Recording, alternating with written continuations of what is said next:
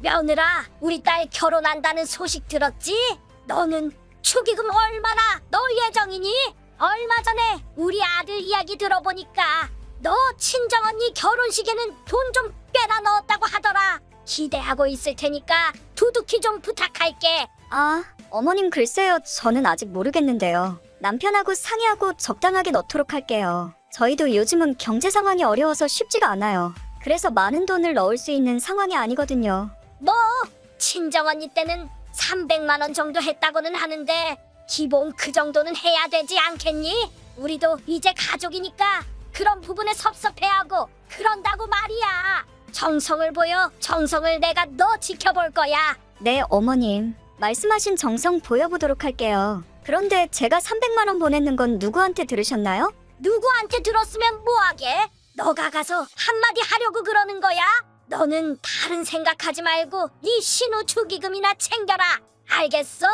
저는 이제 막 결혼한 지 2년 된 30대 초반의 여자입니다. 얼마 전에 저희 언니가 결혼했는데 그때 축의금을 300만 원 정도 냈습니다. 남편에게도 이야기하지 않았는데 이런 사실이 시어머니인 김족발에게 들어갔더라고요.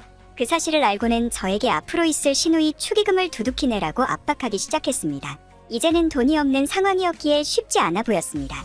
하지만 시어머니가 계속해서 압박하는 탓에 돈을 마련할 수밖에 없었습니다. 시누이 결혼식장에 가서 보니 혼전 임신을 한 상황이었고 드레스를 입었지만 배가 나온 상황이었습니다. 만삭 정도로 보였고 출산 예정일이 얼마 남지도 않아 보였는데 결혼식을 한다는 게 굉장히 대단해 보였습니다. 아니나 다를까 결혼을 하고 일주일 후에 출산을 한 시누이였습니다. 며느라, 너 우리 딸 출산했다는 소식 들었니? 출산 선물로 뭐 해줄 거야? 출산 선물이요? 애기 옷 하나 해주려고 하는데 괜찮을까 모르겠어요. 그러지 말고 필요한 걸 해줘야 하는 거야. 우리 딸 이야기 들어보니까 유모차가 필요하다고 하더라. 요즘 젊은 엄마들 사이에서 명품 유모차가 유행을 하고 있거든. 너는 다른 생각하지 말고 그거 하나 사주면 되겠다.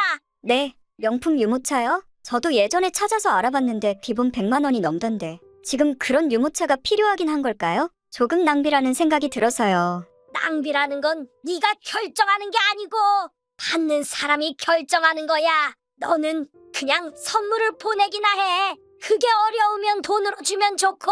일단은 알겠습니다. 신우이랑 연락해보고 어떤 게 좋은지에 대해 이야기해볼게요. 신우이 출산 선물마저 비싼 것을 사오라는 김족발. 저는 위기의 순간이었습니다.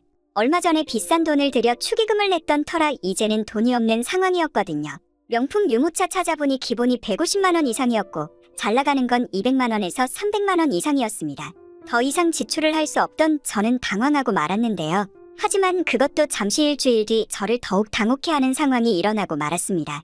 새언니 지금 어디 있어요? 많이 바쁘신가요? 아니요, 별로 바쁘진 않은데요, 아가씨. 점심시간에 갑자기 무슨 일이세요? 다른 건 아니고 제가 인생에 있어서 큰 결정을 내렸거든요. 그러니까 너무 저를 싫어하지 마시고 이해해줬으면 해서 연락드렸어요. 부디 저를 싫어하지 말아주세요. 네, 갑자기 그게 무슨 이야기예요? 싫어하지 말라니? 전혀 이해가 되지 않는데요? 저 이혼했어요. 그런데 앞으로 아이를 키울 엄두가 안 나서 최악의 방법까지 생각했는데 그래도 키우자고 마음먹었어요. 계속 최면을 걸면서 노력했는데 안 되는 거예요. 그래서 새언니한테 아이를 보내주기로 맘먹었어요. 부디 저를 싫어하지 말고 행복하시길 바랄게요.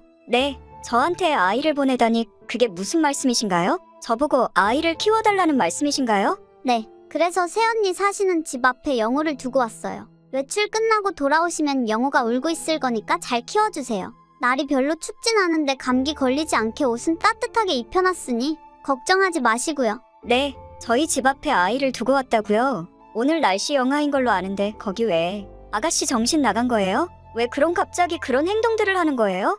저를 이해해주세요. 저에게 도움을 주지 않으신다면 제 아이는 이미 저 세상으로 떠났을 거예요. 됐고요. 저 지금 집에 가고 있는 중입니다. 지금 한 행동에 대해 책임을 지실 준비를 하세요. 저는 법적으로 문제를 삼을 거니까 말입니다. 김부삼은 이혼을 했고 아이를 키울 수 없다고 판단해 저희 집 앞에 아이를 두고 도망갔습니다.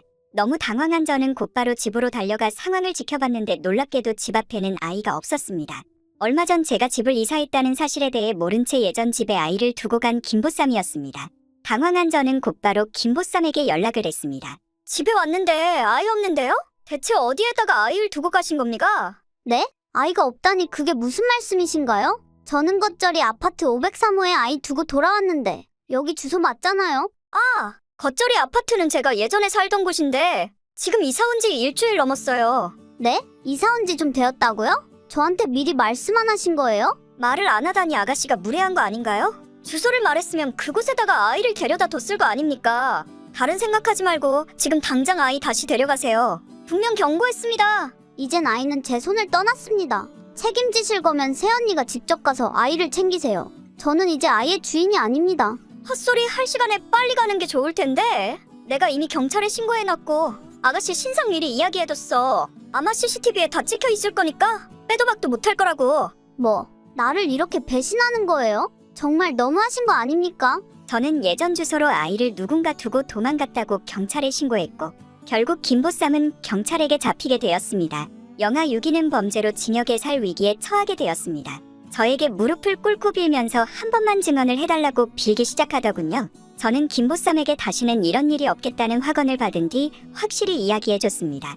그러자 경찰은 저희 증언을 듣고 김보쌈 처벌을 하지 않았습니다. 이 사건이 있고 난 후로 김보쌈은 착실히 아이를 키웠고 어느덧 유치원에 다니고 있다는 소식이 전해지고 있는데요.